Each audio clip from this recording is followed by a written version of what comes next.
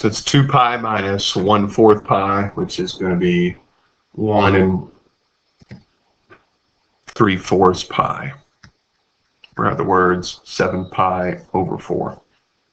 All right, then you got several questions on the test that deal with the Pythagorean identity and just knowing which quadrants cosine is positive in and which one's negative. 22 says the cosine of x equals some unknown angle, but we do know that it is in the first quadrant.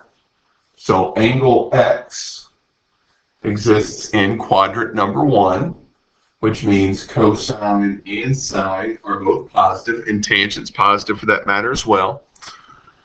It's telling us the cosine of x equals some angle is in the first quadrant. It's equal to the sine of another angle that is not in the first quadrant. So what we have to think about is there's a lot of different correct answers here. But what we're looking for is we're looking for another quadrant outside of the first quadrant where sine is also positive. Well, there's only one other quadrant where sine is positive, and it's quadrant number 2. So our two angles have to come from quadrant number 1 and quadrant number 2. So let's look at the unit circle for an answer here. So let's start with 30 degrees. What's the cosine value at 30 degrees? It's radical 3 over 2. So theta 1 could equal 30 degrees. So if theta 1 is 30 degrees, the cosine of 30 is radical 3 over 2. Well, where is the sine value, radical 3 over 2 in quadrant number 2? It's right here. So notice how the cosine and sine values are the same. Those two angles are 130 and 120. So that's one potential answer. We could look at a 45 degree angle. 45 degree angle cosine is radical 2 over 2. 135 has the exact same value for sine at 135. So 45 and 135 would be a possibility. And then finally, the last angle is 60. It has a cosine value of 1/2. Well, 150 also has a value of 1/2 at sine. So these are the three different answers. You only have to list one.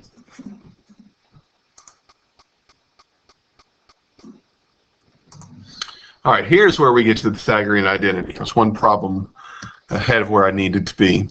You do need to make sure you show your work on these problems.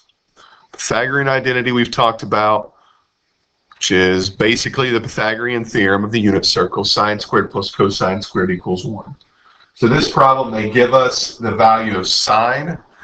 It's equal to 1/2. So that means using the Pythagorean identity, we're going to replace sine of x with 1/2. So instead of sine squared, it's 1/2 squared. We're trying to find the value of cosine of x. So this will be my unknown, and it's equal to 1. And then it's a pretty simple equation to solve. 1/2 squared is 1/4. Running out of space, so I'm going to do the work up here. Subtract 1/4 from both sides. We get 3/4. And remember, when we square root both sides, technically we get a plus and minus answer. You remember this from the quadratics unit. But they tell us we're in the second quadrant. So in quadrant number 2, is cosine positive or negative? Cosine is negative in quadrant number 2. So when we take the square root of both sides, we're looking at the negative version of this. And we can simplify this just a little bit more. We can't simplify radical 3, but we can simplify radical 4.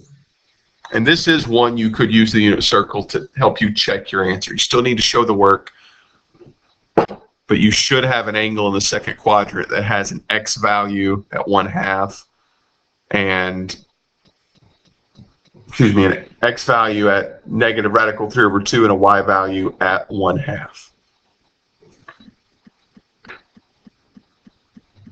And that's what they want to know. They want to know what is x. So we need to look at our unit circle.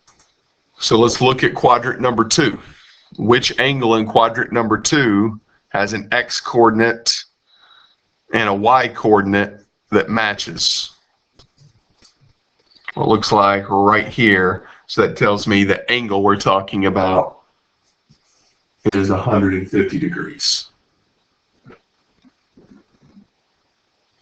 Same thing on 24 and 25. So I'm missing the 1/8 cosine of x equals 1/8 and is in quadrant number 4. Then what is the value of sine x? So this time we're trying to find the value of sine, so I'm going to call that y squared.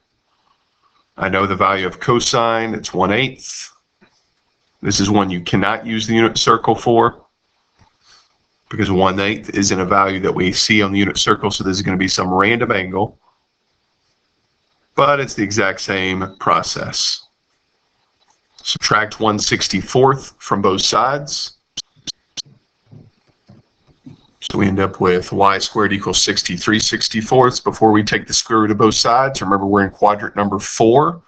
So in quadrant number 4, sine is negative in quadrant number 4.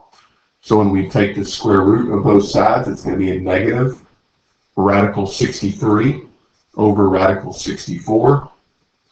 64, again, is a perfect square. We can simplify radical 3.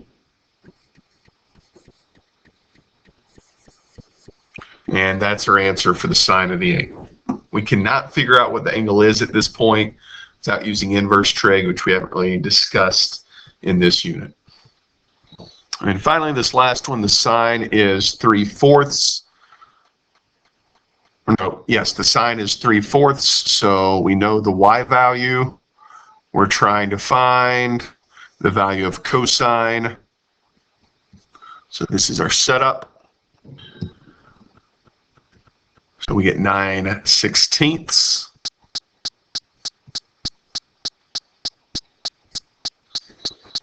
Subtract 9/16 from both sides. And we end up with 7/16. This time we're in quadrant number 1, so everything is positive in quadrant 1. So we take the square root of both sides, and we're talking about the principal square root. Square root of 16 is 4, square root of 7 is irrational. We can't simplify that, so that's our answer.